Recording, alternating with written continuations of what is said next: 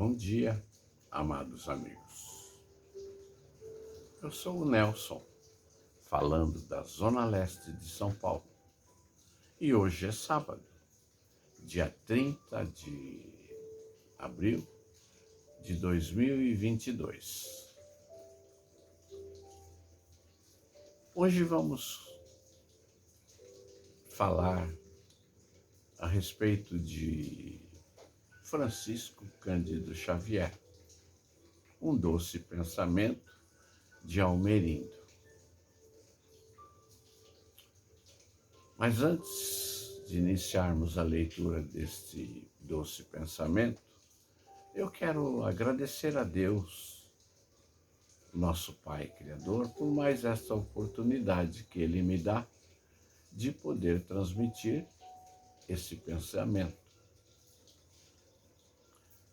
Quero agradecer a presença amiga do Divino Mestre Jesus e agradecer aos amigos espirituais que colaboram no nosso dia a dia, oferecendo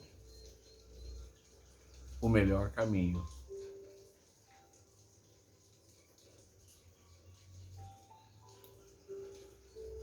E vamos ao pensamento de Almerindo. Francisco Cândido Xavier. Agora que a produção literária mediúnica, veiculada pelo lápis de Francisco Cândido Xavier, conquistou o respeito dos eminentes vultos de nossas letras, inclusive o maior dos críticos brasileiros, Agripino Grieco, cabe aqui um despretensioso, mas sincero apelo a todas as almas bem formadas que hajam percorrido as páginas de tais trabalhos, no sentido de não acolherem as injustíssimas suspeitas que pessoas menos tolerantes atiram sobre os sentimentos e honorabilidade intelectual daquele médium.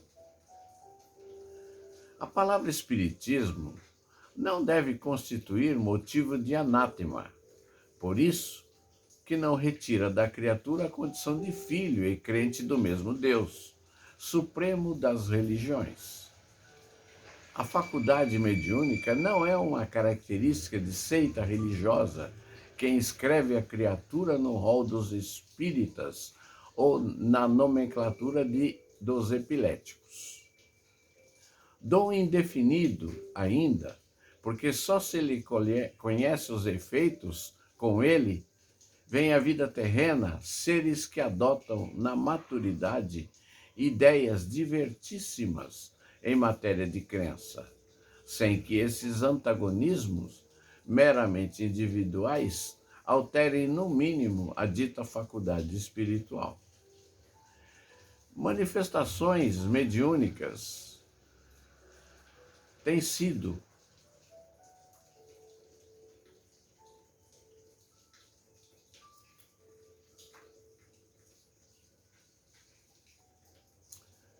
Manifestações mediúnicas têm sido observadas em pessoas inteiramente alheias a doutrinas codificadas por Allan Kardec, sem distinção de credo ou idade.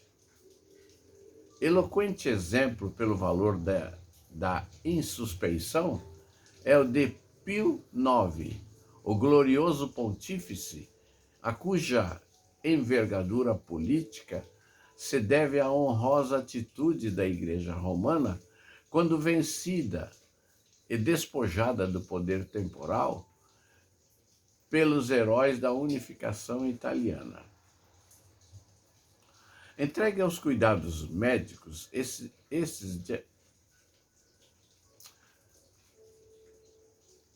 Pio IX, veja no livro de Villefranche, Pio IX, Lisboa, 1877, capítulo 1. Foi médium, cuja impulsividade característica está estampada em muitos dos incidentes de sua vida. Ao sair da infância, começaram as primeiras manifestações de sua mediunidade, sendo tomado pelos espíritos de modo a alarmar a família. Entregue aos cuidados médicos, esses diagnosticaram a indefectível epilepsia, declarando-o incurável. Valeu a dedicação ilimitada de sua extremosa genitora, que à força de orações e cuidados de toda a ordem, conseguiu atenuar a ação dos espíritos, permitindo que o futuro pontífice pudesse ingressar na carreira eclesiástica, na qual contaria com a proteção de seu parente Pio VII, então ocupante do Vaticano, apesar do exílio a que obrigara a violência de Napoleão I.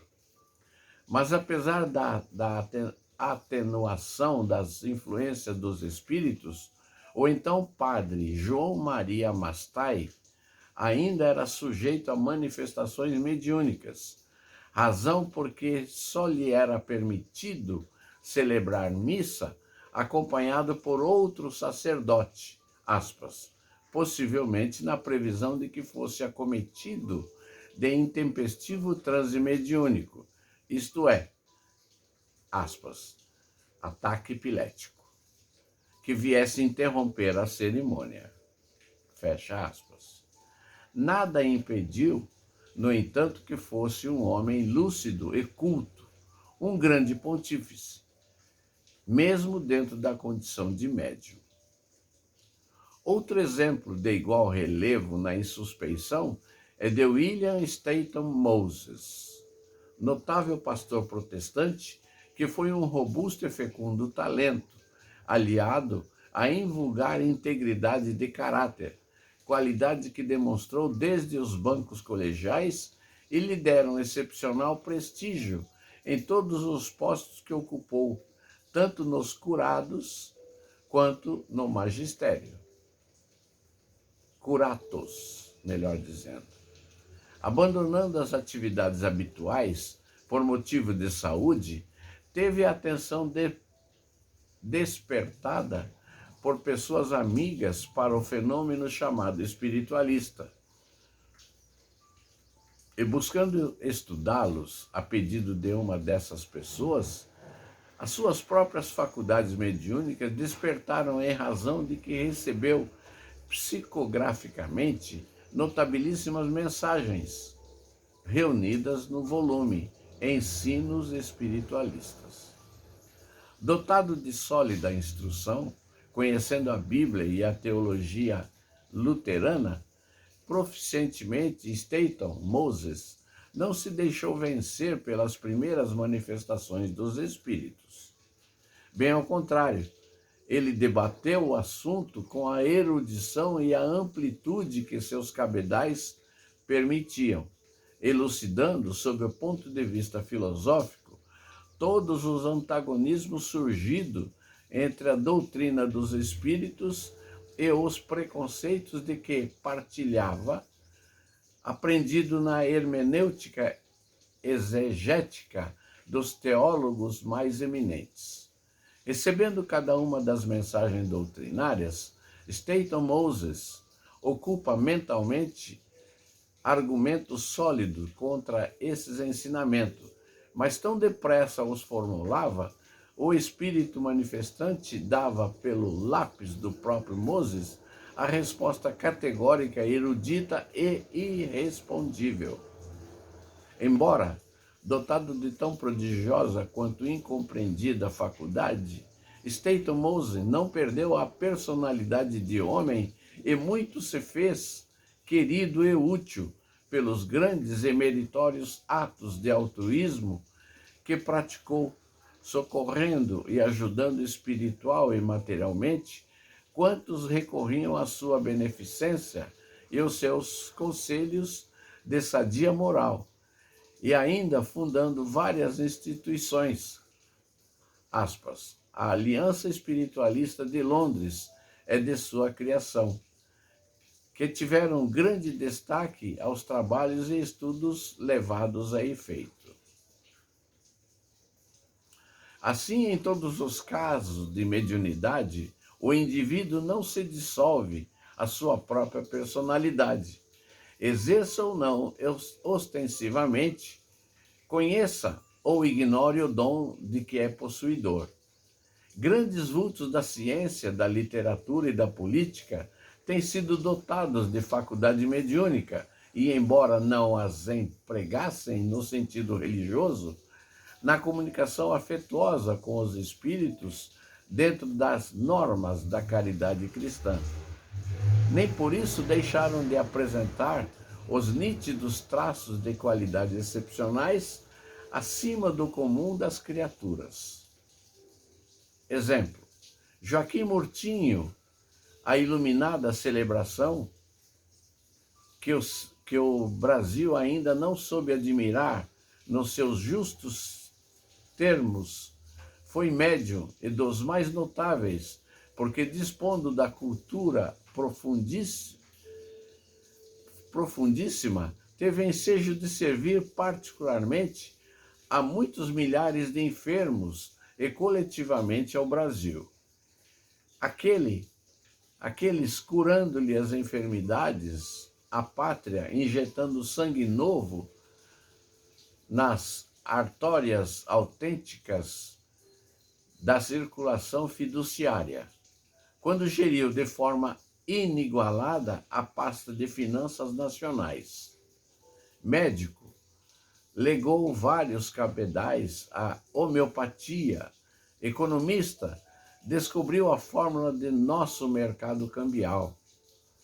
Suas curas fizeram célebres o seu nome, se tornou conhecido em todos os centros médicos do mundo, onde chegaram notícias dos diagnósticos videntes que formulava sem a menor dificuldade.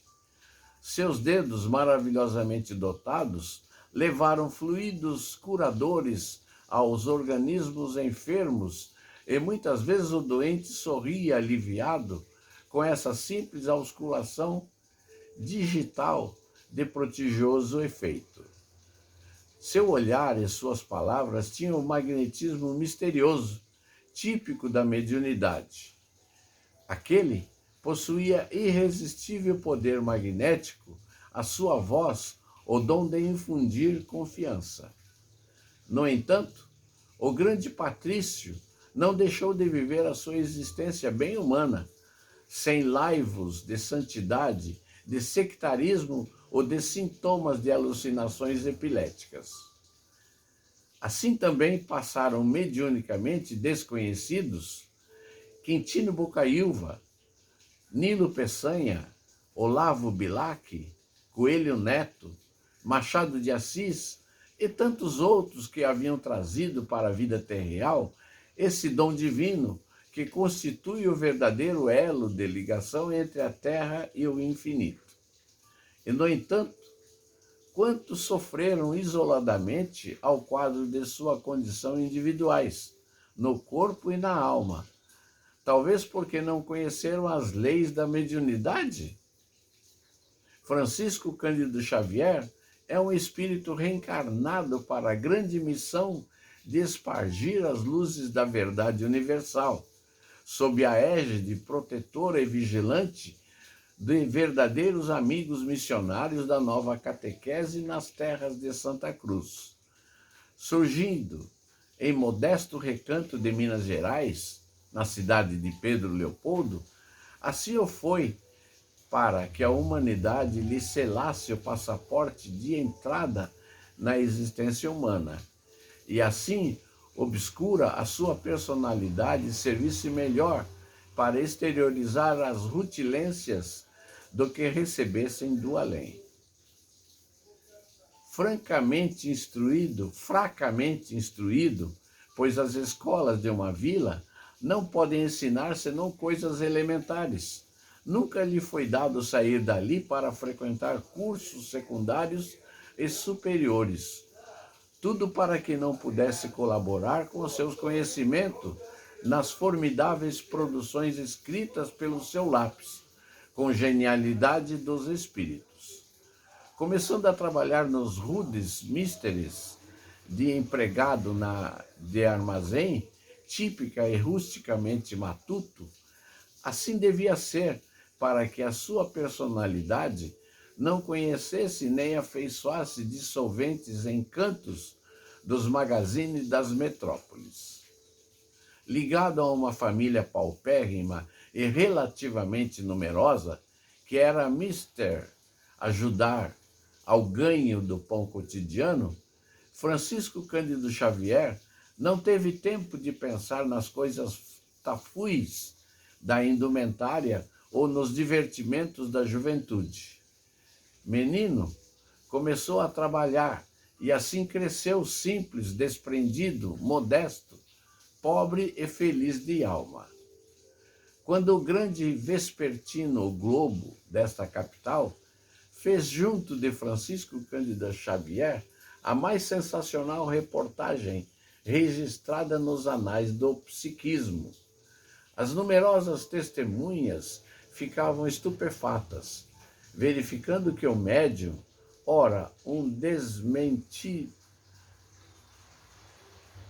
era um desmentido vivo à própria produção de seu lápis.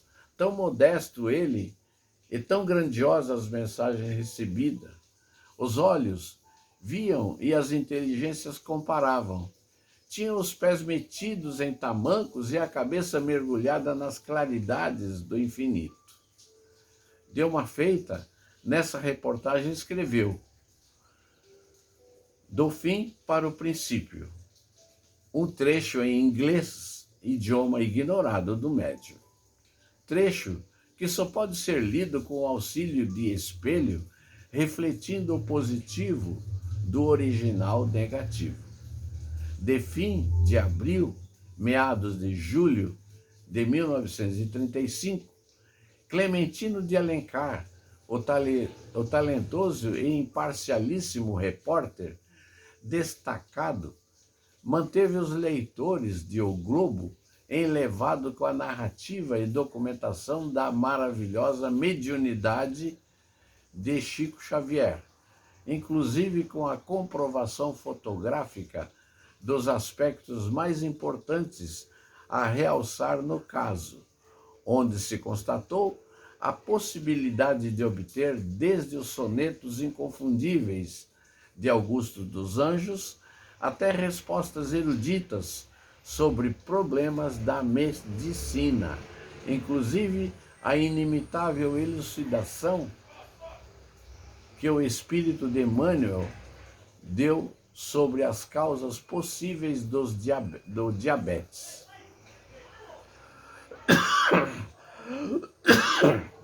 Apesar, porém, da retumbância e da notoriedade advinda dessa reportagem, Francisco Cândido Xavier continuou simples, desambicioso, modesto e mourejador, escrevendo por seu lápis O Parnaso de Além-Túmulo, livro único, sem igual e sem rival na literatura do mundo.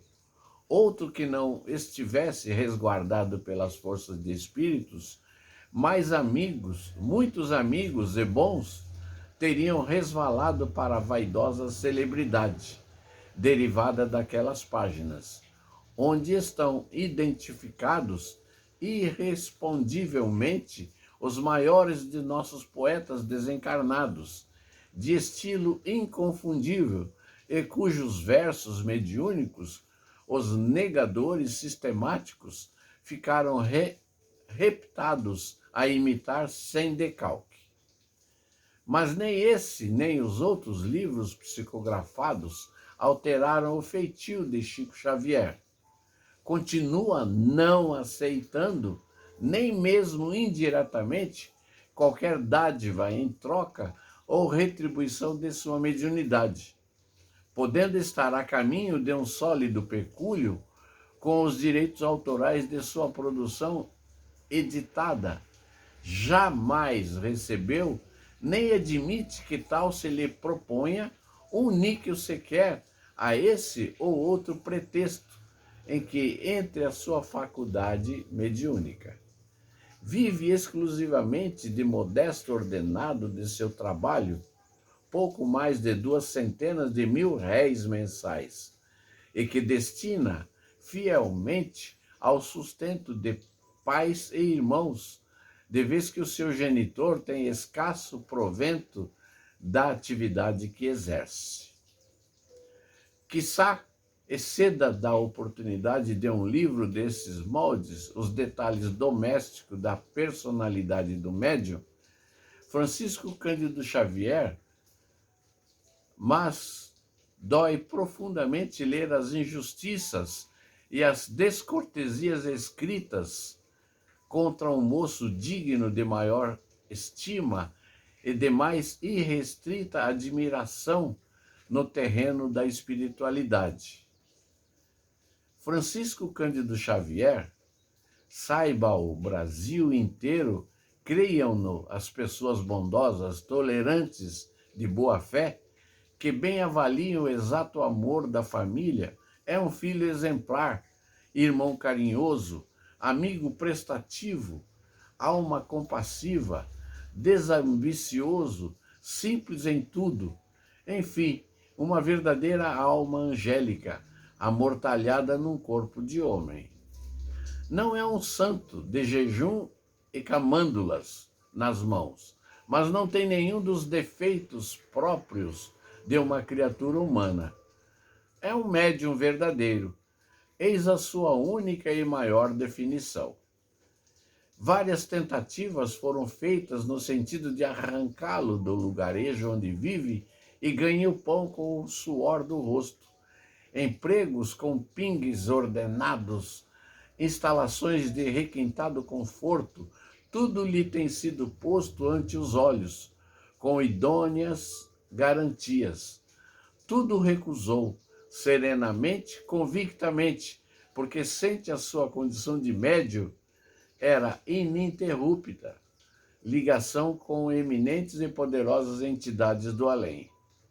Infelizmente, um apelo em favor da verdade em torno de Chico Xavier não poderá dar fruto sazonado enquanto os preconceitos das religiões e das ideias prévias atribuírem ao médium ligações infernais com Satanás ou manifestações mórbidas, quando não manobras burlosas e espetaculadoras. A realidade, porém, é que o dom mediúnico não escolhe preferencialmente uma determinada seita. Dona Ana Prado, a célebre médium que irradiou da capital paraense para o mundo inteiro estupefaciente fenômenos de materialização, era católica apostólica romana, e somente para atender a desejos do esposo assedia em tal.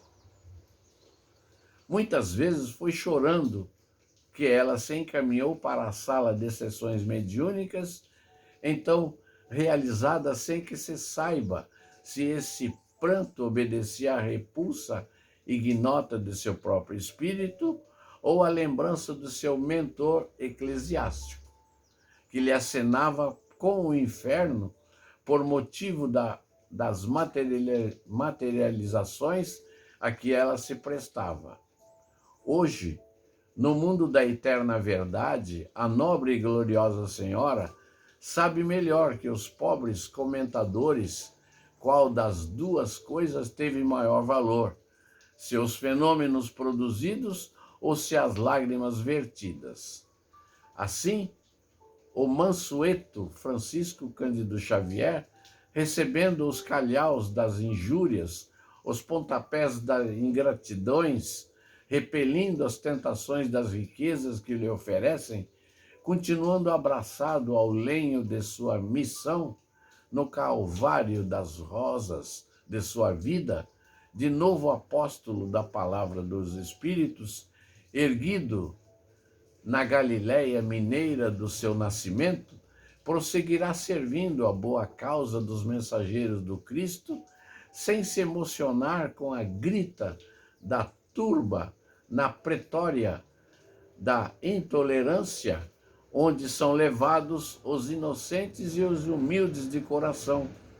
De umas circunstâncias podem todos estar certos. a cada salto da víbora da calúnia, a cada injustiça que lhe acendeu nos foguetes da injúria, ele sorri numa expressão meiga e infantil e diz: que Jesus lhe perdoe, porque não sabem o que estão fazendo. Almerindo Martim de Castro. Muito obrigado, amados amigos, pela paciência, pela visualização e pelos seus comentários. Que Deus, com sua infinita bondade e sabedoria, nos mantenha na sua paz. Até uma próxima oportunidade, se Deus assim o permitir.